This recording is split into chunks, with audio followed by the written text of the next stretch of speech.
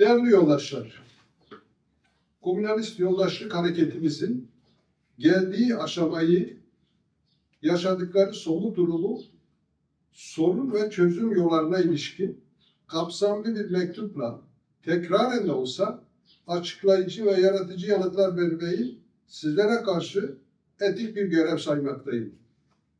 1. 27 Şubat 2025 tarihli barış ve demokratik toplum çağrısını savunmaya devam etmekteyim. 2. Sizlerin PKK'nın 12. Fesih Kongresi ile bunu kapsamlı, oldukça doğru bir içerikle pozitif yanıt vermenizi tarihi bir karşılık olarak değerlendirmekteyim. 3. Gelinen nokta oldukça değerli ve tarihi nitelikte sayılmak durumundadır. Bu arada köprü ilişkide bulunan yoldaşların çabası aynı değerde ve takdire şayandır. 4.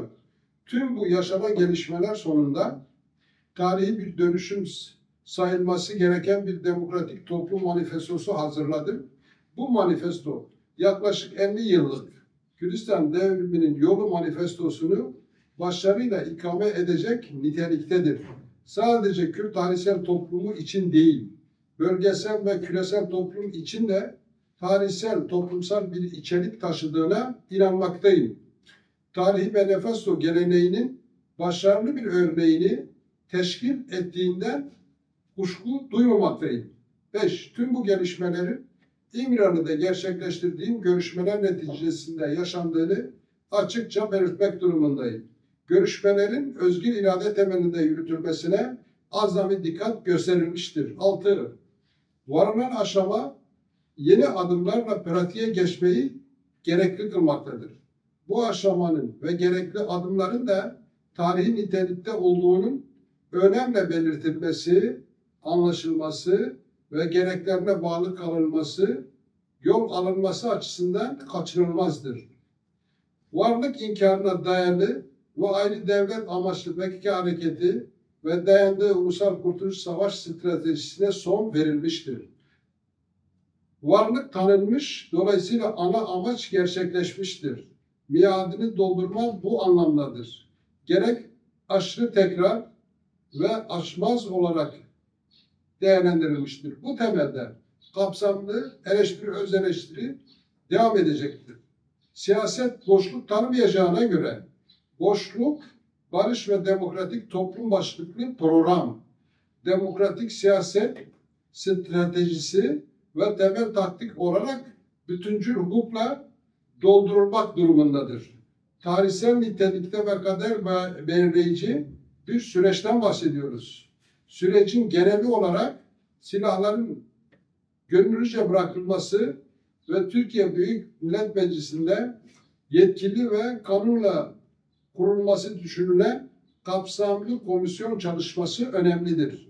Kısır mantıklı önce sen ben kısırlığına düşmeden adımların atılmasında dikkat ve hassasiyetin gösterilmesi şarttır. Atılan adımların boşa çıkmayacağını biliyorum. Samimiyeti görüyor ve güveniyorum. Dolayısıyla daha da pratik ve somut kilit açıcı adımlara geçilmeye çalışılmaktadır. Benim tarafımdan ileri sürülen tezlerin belli başlı olanları şunlardır. 1. Herkesin üzerine düşeni yapması, barış ve demokratik toplum hedefine ulaşılması, pozitif entegrasyonalist bir perspektifle mümkündür. Tüm anlatılanlardan çıkarılan sonuç, PKK ulus devletçi bir amaçtan vazgeçmiş, bu temel amaçtan vazgeçişle birlikte temel savaş stratejisinden de vazgeçmiş, varlığını sona erdirmiştir. Gelinen tarihi noktanın daha da ileriye götürülmesi beklenmektedir. 2. Gerek Türkiye Büyük Millet Meclisi ve komisyon için anlam ifade edecek, gerek kamuoyundaki şüpheleri giderecek ve sözümüzün gereğini karşılayacak şekilde silahların bırakılmasını ilgili çevre ve kamuoyuna açık olarak temin etmeniz doğal karşılanmalıdır. Silah bırakma mekanizmasının kurulması süreci ileri taşıyacaktır. Yapılan silahlı mücadele aşamasından demokratik siyaset ve hukuk aşamasına gönüllüce geçiştir. Bu bir kayıp değil, tarihi bir kazanım olarak değerlendirilmek durumundadır. Silah bırakmaya ilişkin detaylar belirlenecek ve hızlıca hayata geçirilecektir. 3. Meclisin çatısı altında bulunan DEM, diğer partilerle birlikte bu sürecin başarıya ulaşması için üzerine düşeni yapacaktır. 4. Bu arada tüm karar metinlerinde vazgeçilmez bir şart olarak benim özgür kalma durumuma gelince, biliyorsunuz ki ben hiçbir zaman kendi özgürlüğümü bireysel bir sorun olarak görmedim. Felsefi olarak da kişi özgürlüğü toplumdan soyut olamaz. Birey özgürleştiği oranda toplum özgürleştiği oranda birey özgür olabilir. Bu eğilimin gereğine bağlı kalınacağı tabidir. Silahın değil siyasetin ve toplumsal barışın gücüne inanıyorum ve sizi de bu ilkeyi hayata geçirmeye çağırıyorum. Son günlerde bölgede yaşanan gelişmeler attığımız bu tarihi adımın önemini ve aciliyetini açıkça teyit ediyor. Sürece yönelik her türlü eleştiri ve önerilerinizi, katkılarınızı dört gözle beklediğimi belirtmeliyim.